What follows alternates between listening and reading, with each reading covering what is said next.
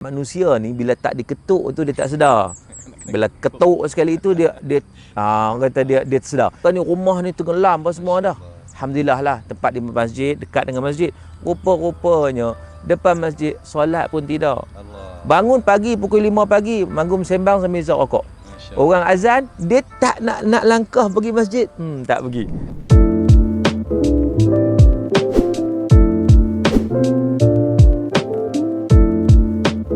Baik, Assalamualaikum warahmatullahi taala wabarakatuh. Selamat pagi diucapkan kepada semua penonton setia kita pada hari ini. Baik, Borak with Ustaz hari ini kita bersama dengan orang yang amat saya segani, merupakan pensyarah di Universiti Putra Malaysia.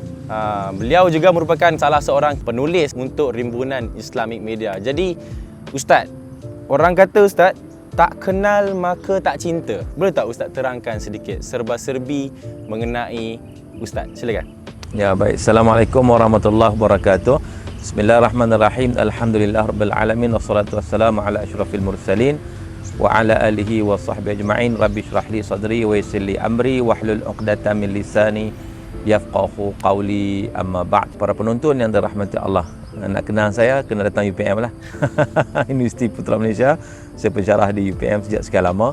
Nama saya Muhammad Suki Osman, atau juga dikenali sebagai Ustaz Syauqi dalam bahasa Arabnya lah, dan mendapat pendidikan di Jordan, first degree, dan seterusnya melanjutkan master di Universiti Kebangsaan Malaysia dan PhD dalam bidang I'jaz Quran di Akademi Islam Universiti Malaya Kuala Lumpur, dan alhamdulillah terlibat dalam penulisan dengan Rimbunan Islamic Media. Sidang Berhad, dan berapa buku saya 10 buku dah kot. 10 buku dah kot dengan Rimbunan Islamic Media. Betul. Sidang Berhad berkongsi, insya-Allah mudah-mudahan dapat manfaat. Ya. Amin. Yang paling saya suka buku Manusia Akhir Zaman. Sebab dia memang orang kata dekat dengan diri kita, dekat dengan diri semua orang yang sekarang ni lah, zaman milenial. Tapi Ustaz, saya ada satu soalan. Kita tengok macam mana senario dunia kita hari ini, Malaysia kita hari ini. Ustaz, saya nak tanya, kes di Malaysia ni banyak dari segi agamanya, peribadi, moralnya. Jadi dengan kejadian banjir baru-baru ini kan, yang melanda terutama yang paling teruk dekat Seri Muda, dekat Pahang. Adakah ini satu mesej ataupun ini adalah ujian atau bala untuk semua kita ni? Baik, terima kasih. Bila mana kita membicarakan soal apa-apa ujian, apa-apa musibah yang berlaku, contohnya banjir baru ni lah. Ada orang kata ini bala, betul-betul lah banjir ni kan. Muat maksiat banyak ni. Sebab tu bala. Kalau macam tu, kalau kita kata begitu, bagaimana tempat-tempat yang terkenal dengan maksiat tak kena pun? Bangkok contohnya. Apa orang panggil? Pak Pong ke apa ke? Dia tak kena pun. Kalau di Amsterdam tu tempat yang memang terkenal dengan maksiat begitu dahsyat kan?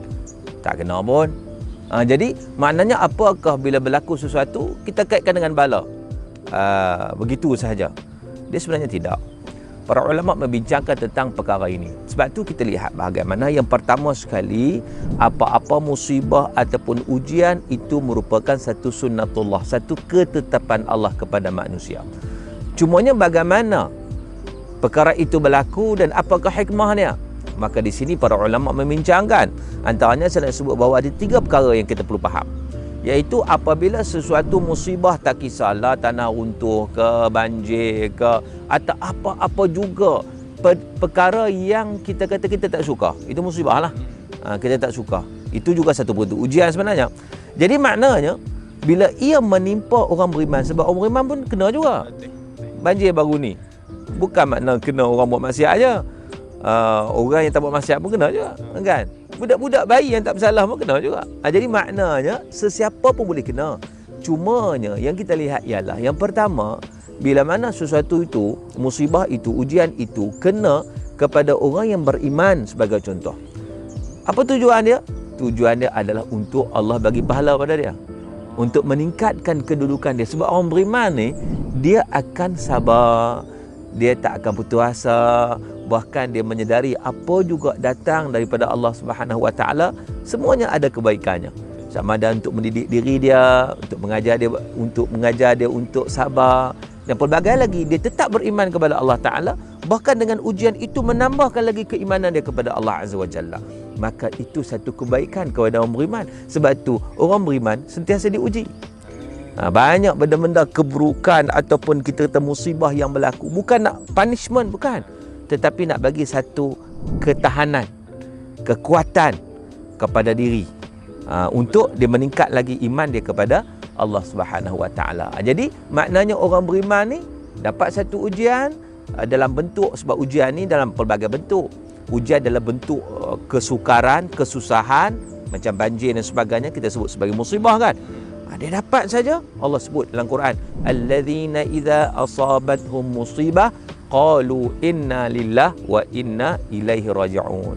Iaitu golongan ini bila dapat musibah, kata Allah, mereka sedar inna lillahi, kita milik Allah dan kita akan kembali kepada Allah Subhanahu Wa Taala. Itu golongan yang pertama. Satu. Yang kedua, golongan lalai. Dalam ramai-ramai manusia ni, ramai juga yang lalai, sibuk dengan keduniaan. Bukan salah pun dunia ni, tapi jangan sampai lupa tanggungjawab yang diperintahkan oleh Allah Subhanahu Wa Taala. Allah sebut alhaakumut takatsur hatta zurtumul maqabir. Manusia ni lalai dengan nikmat-nikmat yang banyak, nikmat harta, nikmat pangkat, nikmat kedudukan, nikmat anak, nikmat macam-macam. Kelebihan-kelebihan yang dia ada, dia lalai. Lalai daripada apa?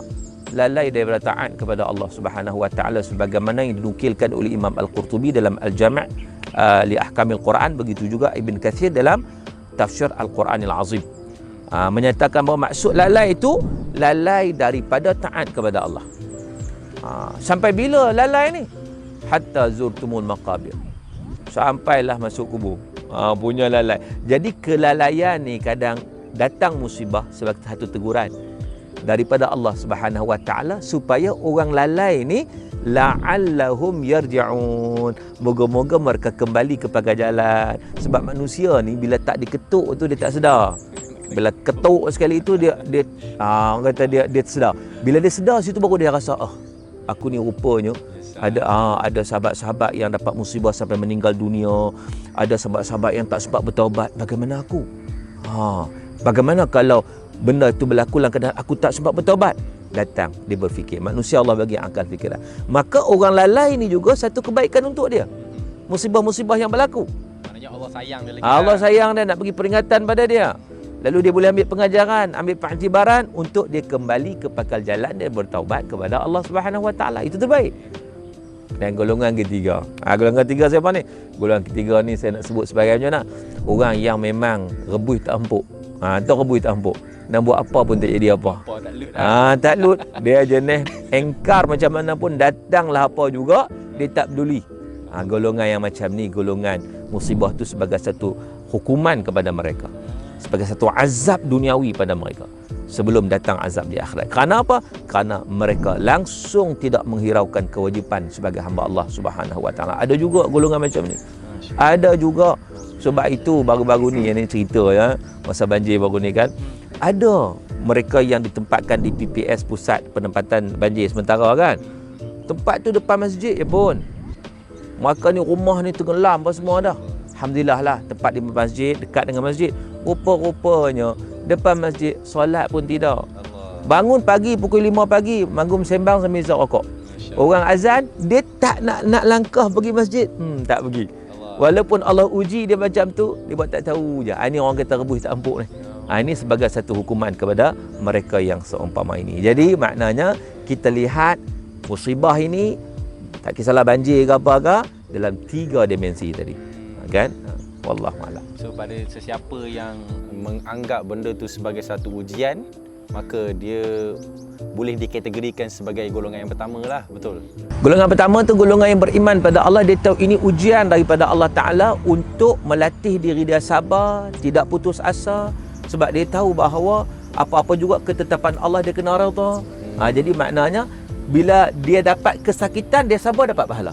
Apa-apa kesakitan, sehingga kan Nabi SAW sebut orang beriman ni, untungnya orang beriman ni, bila dia kena duri dekat jari tu pun, kena duri, sakit ni kan, sakit, dia sabar kan, dia dapat pahala, diampunkan dosa, Jadi apatah lagi musibah yang lebih besar daripada itu. Jadi itu satu keuntungan. Tuan-tuan dan puan-puan, anda di golongan yang mana?